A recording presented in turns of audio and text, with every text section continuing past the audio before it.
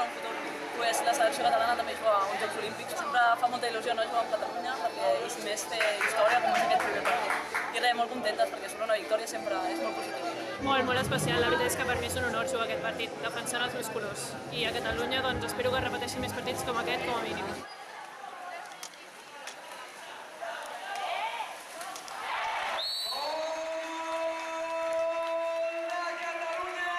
Quan estava mirant el marcador i veia Catalunya 15, Gran Bretanya 8, doncs somiava una miqueta un moment, però després tornem a la realitat, no? Però realment jo crec que aquests partits representen una miqueta això, no? Aquesta aposta, diguem-ne, ferma de reivindicació i de demostrar que estem preparats per el que sigui.